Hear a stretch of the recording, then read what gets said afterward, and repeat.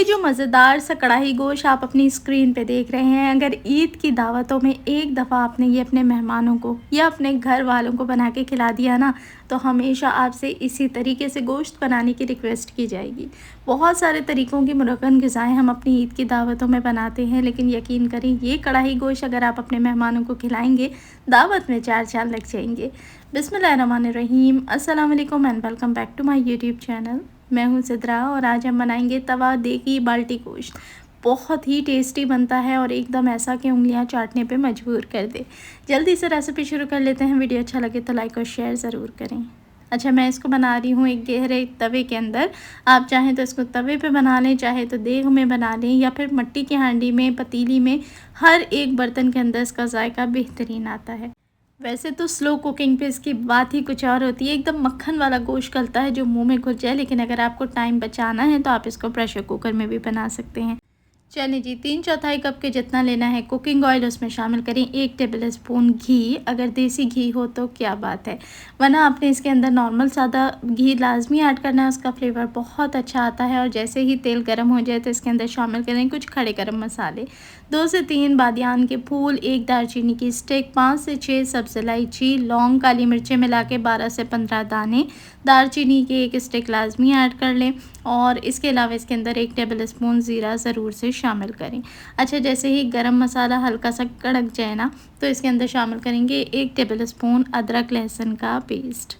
अदरक लहसुन के पेस्ट को घी के अंदर अच्छा सा गरम कर लें और उसके बाद इसके अंदर जाएंगी 2 से 3 मीडियम साइज़ की प्याज। और प्याज को कढ़ाई गोश्त के लिए हमेशा लच्छों में काटें। ये बात मैंने आपको बिरयानी की जो रेसिपी शेयर की है उसके लिए भी आपको यही मेथड बताया था। इससे जो है भुनाई बहुत ही आसान हो जाती है। खड़ा खड़ा प्याज आपको तेल में, रोगन में, तरी में नज़र नहीं आता। बहुत अच्छे से बुनाई हो जाती है, ज़्यादा बेहतर और जल्दी से बुनाई हो जाती है। तो प्याज को हमने क्योंकि आगे जाके बुनाई करनी है, इसको बिल्कुल तोड़ के इसी से सालन बनाना है। इसी से जो इसकी ग्रेवी है वो बन के रेडी होगी। तो आपने प्याज को लच्छों में काटना है। अच्छा, प्याज को आपने 1 से 2 मिनट तक फ्राई करना है तेज़ आंच पे। फिर आंच को ज़रा धीमा कर लें ताकि प्याज जले नहीं। और इसको इतना फ्राई करें कि प्याज बिल्कुल सॉफ्ट होके हल्की सी ब्राउन होना शुरू हो जाए। एकदम ब्राउन नहीं करना, बस हल्का सा ये सॉफ्ट होके ब्राउन होना शुरू हो तो इसके अंदर शामिल कर देंगे जी गोश्त। अच्छा, मैं बना रही हूँ इसको तकरीबन 1 किलो बीफ के अंदर। ये हड्डी वाला और बग़ैर हड्डी दोनों को मैंने मिला के बीफ लिया है। बहुत टेस्टी इस तरीके से जायका आता है। आप चाहें तो इसको मटन में भी बना सकते हैं। तो 1 किलो के जितना लिया है इसके अंदर बीफ, और बीफ के साथ अब इसे अच्छे तरीके से आपने 2 से 4 मिनट फ्राई करना है।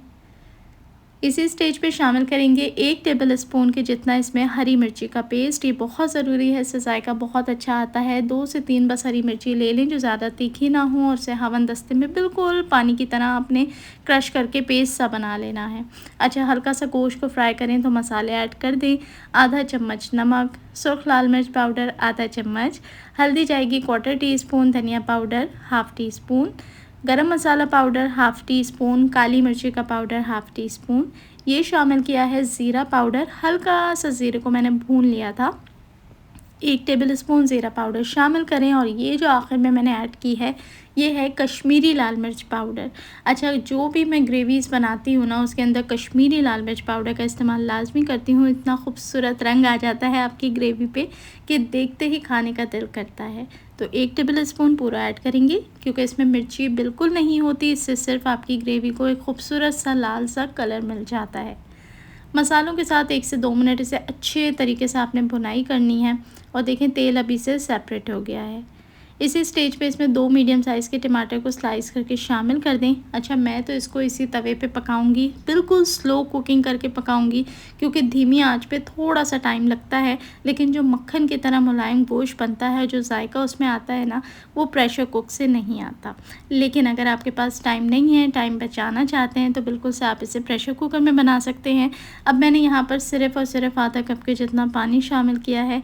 कवर करूँगी और इसे 1.5 से 2 घंटे धीमी आंच के ऊपर मैं आराम से पकने दूँगी कि गोश्त बिल्कुल हलवे की तरह सॉफ्ट हो जाए, टमाटर गल जाएँ और अच्छी सी ग्रेवी फॉर्म हो जाए। अगर आप इसको प्रेशर कुकर में बनाते हैं तो 20 मिनट बहुत आइडियल टाइम होता है बीफ के गलने का। और यहाँ पर अब आप देखें कि माशाल्लाह से जो कढ़ाई गोश्त है क्या ही ज़बरदस्त इसकी शक्ल निकल चुकी है। प्याज, टमाटर सब इसमें बिल्कुल स्लो आंच पे पक पक के घुल गए हैं और फ्लेवर्स का एक धमाका इसके अंदर है और जो खुशबू इस वक्त आ रही थी, क्या बात है। अच्छा, इसका कलर बहुत डार्क नहीं होता शायद, अगर आप लोगों को स्क्रीन पे देख के लग रहा हो, लेकिन कलर इसका जिस तरह नॉर्मल सालन का हल्का सॉफ्ट ब्राउन लाल सा कलर होता है, बिल्कुल वैसा ही कलर आता है। गोश्त को एक नज़र चेक कर लेते हैं। गोश्त बहुत अच्छे तरीके से गल चुका है। जब गोश्त मुकम्मल तौर पे गल जाए तब आपने क्या करना है, अब क्योंकि मैं इसे तवे पे बना रही हूँ, एक तरीके की कढ़ाई में बना रही हूँ, तो अब यहाँ पर आंच को करूँगी थोड़ा सा मीडियम और 2 से 3 मिनट लगा के ना इसकी बहुत ही ज़बरदस्त वाली भुनाई कर देंगे। जो भी भुने गोश्त हैं, कढ़ाइयाँ हैं और स्पेशली बाल्टी गोश्त है, इसका मज़ा बहुत बेहतरीन तरीके से भुनाई हुई हो तो ही आता है, लेकिन इसका जो टेस्ट निकल के आता है ना, बस मैं क्या आप लोगों के साथ शेयर करूं। एक बार रिक्वेस्ट है कि इस रेसिपी को लाजमी ज़रूर ट्राई कीजिएगा और वीडियो अच्छी लग रही है तो वीडियो को लाइक करके अपने दोस्तों के साथ भी लाजमी शेयर करना है। अच्छा, अच्छे तरीके से 5 मिनट लेके इसको इतना हम भूनेंगे कि देखें तेल इसमें से बिल्कुल अलग हो चुका है। इस पॉइंट पे आपने लेना है आधा कप के जितना दही और दही को अच्छे तरीके से फेंट लें ताकि आपकी बाद की मेहनत बच जाए, वरना गरम अगर कढ़ाई के अंदर डायरेक्ट हम ऐसे ही घी ऐड करेंगे तो फट के उसका दाना सा बन जाता है, जो कि सिल्की स्मूथ ग्रेवीज़ में फिर अच्छा नहीं लगता।